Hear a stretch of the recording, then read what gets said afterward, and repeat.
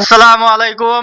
আমরা আবার চলে আসলাম আমাদের আরেক বড় ভাইয়ের কাছে। উনাকে প্রশ্ন করবো, দেখি উনি উত্তর দিতে পারে কিনা। আসেন। আসসালামু আলাইকুম। ওয়ালাইকুম আসসালাম। কেমন আছেন? আলহামদুলিল্লাহ ভালো।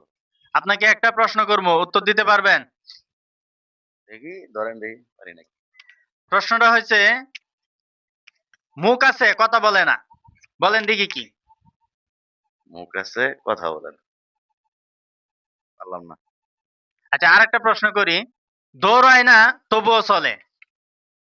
দৌড়াই না তবুও চলে।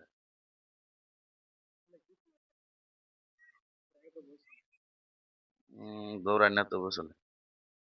সাপ নাকি? হয় নাই। আচ্ছা, আর একটা বলি।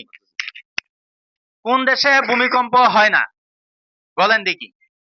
কোন দেশে ভূমিকম্প হয় না? জি। কোন দেশে ভূমিকম্প হয় না?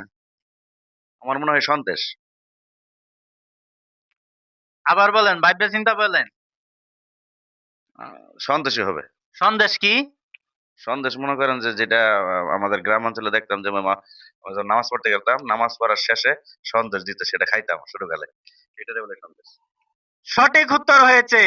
আমাদের ভাইকে আমরা পুরস্কৃত করতে চাই।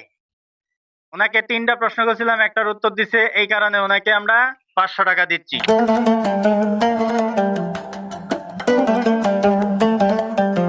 আবার আপনি খুশি হয়েছেন? আলহামদুলিল্লাহ।